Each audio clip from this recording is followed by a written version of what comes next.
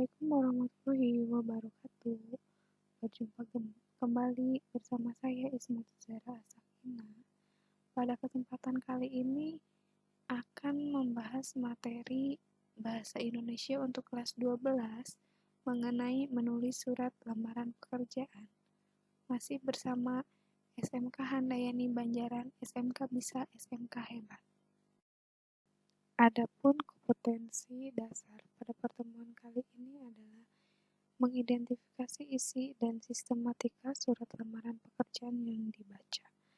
Yang kedua, mengidentifikasi unsur kebahasaan surat lamaran pekerjaan. Adapun tujuan pembelajaran yang ingin dicapai pada pertemuan kali ini adalah peserta didik mampu menyusun surat lamaran pekerjaan dengan memperhatikan isi dan sistematika, lalu mempresentasikan, menanggapi, dan merevisi surat lamaran pekerjaan yang telah disusun. Nah, yang pertama itu kita akan mengenal apa itu yang dinamakan surat lamaran pekerjaan. Tentu kalian tidak asing mendengar surat lamaran pekerjaan. Nah, apa sih surat lamaran pekerjaan itu? Surat lamaran pekerjaan adalah surat dari seseorang yang memerlukan pekerjaan kepada orang atau pejabat yang dapat memberikan pekerjaan. Nah, surat lamaran itu sendiri bersifat formal. Keformalan surat lamaran dapat ditandai dari informasi mengenai sumber awal informasi tersebut. Contohnya, kalian bisa melihat surat lamaran pekerjaan pada media elektronik, ataupun surat kabar, atau biasa disebut koran, atau bisa juga pada media online. Misalkan dapat mendapatkan informasi dari Facebook, Instagram. Nah, karena sekarang itu banyak untuk mengiklankan lamaran pekerjaan, bisa di mana saja. Adapun jenis-jenis dari surat lamaran pekerjaan. Surat lamaran pekerjaan ada 2 jenis. Yang pertama, surat lamaran pekerjaan yang digabungkan dengan riwayat hidup atau sering disebut dengan CV atau kurikulum vitae. Nah, yang kedua itu surat lamaran pekerjaan yang dipisahkan dari riwayat hidup atau CV yang tadi. Nah, biasanya untuk pemula itu disarankan untuk menggunakan atau membuat surat lamaran pekerjaan jenis yang kedua, yakni surat lamaran pekerjaan yang dipisahkan dari riwayat hidup. Jadi, kalian membuat surat lamaran pekerjaan terpisah dengan daftar riwayat hidup. Jadi, 2 lembar. Nah, harus diingat ada beberapa hal yang harus dicantumkan dalam surat lamaran pekerjaan. Nah, apa saja itu? Yang pertama, menyebutkan sumber lamaran. Contohnya, kalian mendapatkan informasi dari koran. Disebutkan nama korannya apa, kapan atau hari apa. Terus kalau misalkan mendapatkan dari media internet, kalian cantumkan jam aksesnya. Nah, yang selanjutnya itu identitas diri lengkap dari pelamar. Nah, di dalam identitas diri pelamar itu tercantum ada nama, tempat tanggal lahir, alamat, pendidikan terakhir, ataupun nomor kontak yang bisa dihubungi.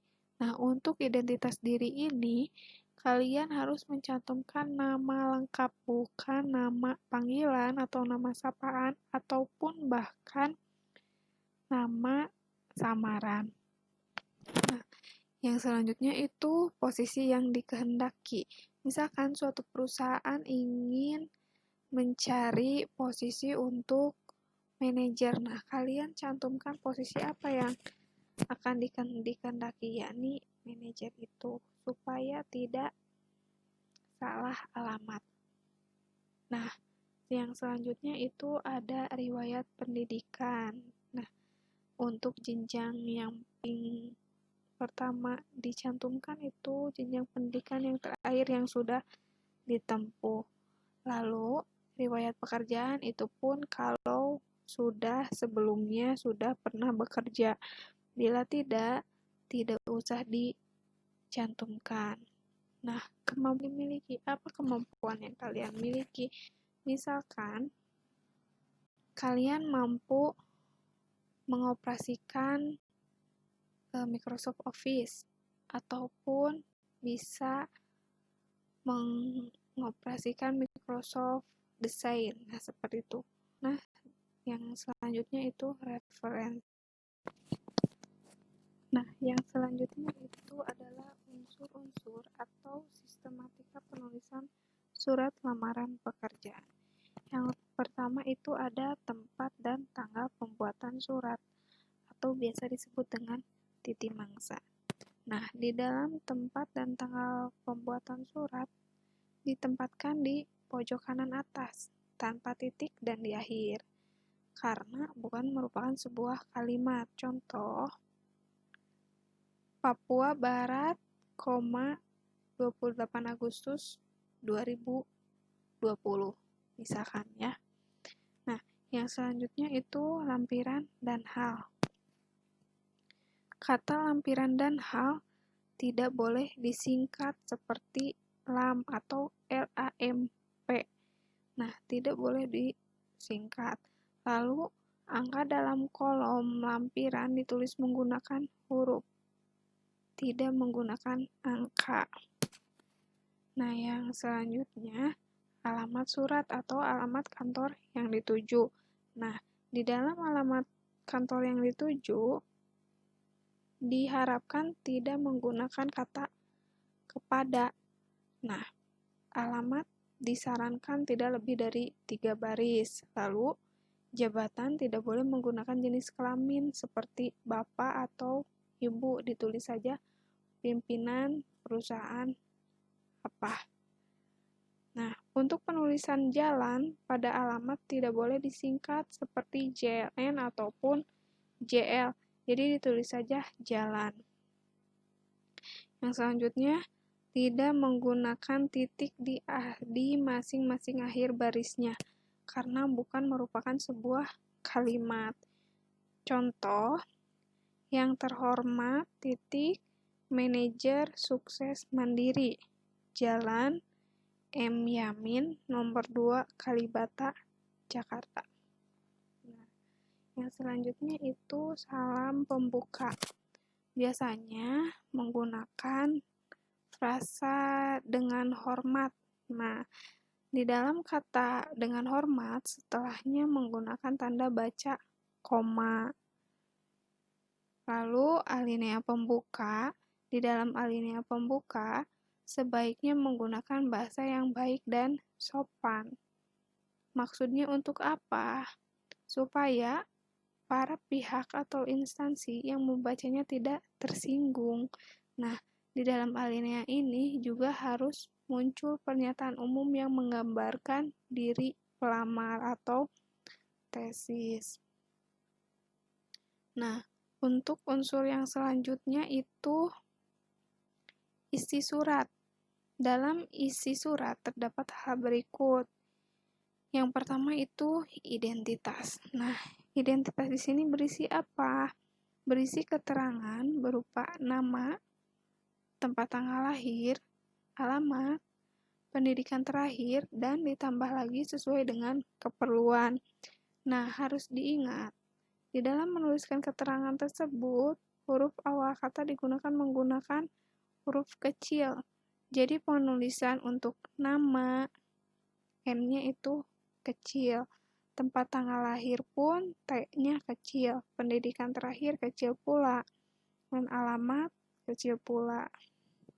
Nah, selain identitas ada maksud dan tujuan.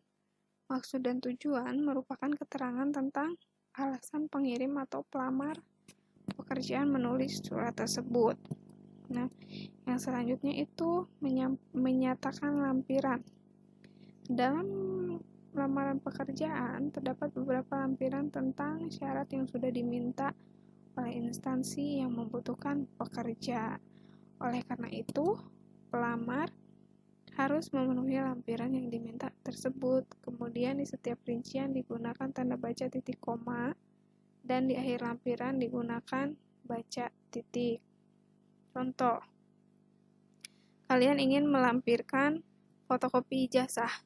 Nah, penulisannya fotokopi ijazah yang sudah dilegalisasi titik koma. Nah, selanjutnya misalkan fotokopi kartu tanda penduduk titik koma. Lalu pas foto ukuran 3x4 2 lembar. Nah, untuk pas foto diakhiri dengan tanda baca titik. Nah, yang selanjutnya ada penutup. Nah, untuk penutup, di dalam surat lamaran pekerjaan, isi penutup haruslah menunjukkan keantusiasan pelamar pekerjaan kepada instansi yang dituju. Contohnya, demikian surat lamaran pekerjaan ini saya buat, besar harapan saya untuk dapat menjadi bagian dari perusahaan apa, misalkan gitu. Nah, selanjutnya itu salam penutup. Jika di awal ada salam pembuka, tentulah diakhiri dengan salam penutup. Sebagai surat lamaran, salam penutup menjadi sangat penting. Kenapa? Karena salam penutup sebagai bentuk etika, sopan santun, dan sebuah penghormatan. Misalkan contohnya tadi salam pembuka dengan hormat, maka diakhiri dengan hormat saya. Nah, yang terakhir itu tanda tangan dan nama terang. Biasanya, tanda tangan ini berada di pojok kanan bawah surat. Lalu di bawahnya ditulis nama lengkap, lalu ditandatangani. Nah, adapun tips menulis surat lamaran pekerjaan. Nah, yang pertama kalian harus menggunakan bahasa yang baik dan benar. Yang kedua, menulis dengan susunan format rapih dengan bahasa yang jelas. Yang ketiga, surat lamaran kerja hendaknya ditulis secara manual atau ditulis tangan, tentunya menggunakan tinta berwarna hitam. Nah, yang selanjutnya melengkapi data sesuai dengan keperluan. Jika ada data yang tidak diharapkan dimasukkan ke dalam surat lamaran, tidak usah dicantumkan. Lalu melampirkan surat pendukung seperti sertifikat pengalaman kerja, atau jika belum memiliki pengalaman kerja bisa melampirkan sertifikat PKL misalkan ataupun magang. Nah, yang seperti itu. Lalu kalian harus menjaga agar tulisan tetap bersih, mudah dibaca, dan tentunya sesuai dengan kaidah ejaan. Nah, yang selanjutnya itu isi surat lamaran tidak boleh bernada memelas atau minta dikasihani. Nah, ini saya memiliki tips dalam menelusuri pekerjaan. Nah, ini ada sumbernya.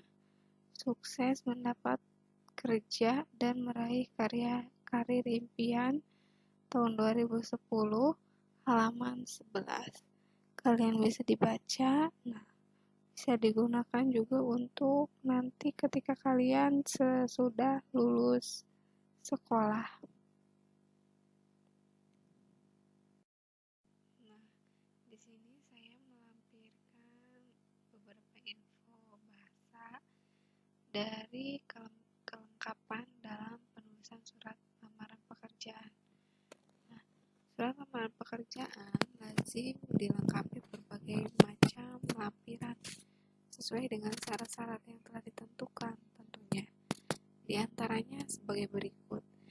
Ada salinan atau fotokopi ijazah pendidikan terakhir tentunya.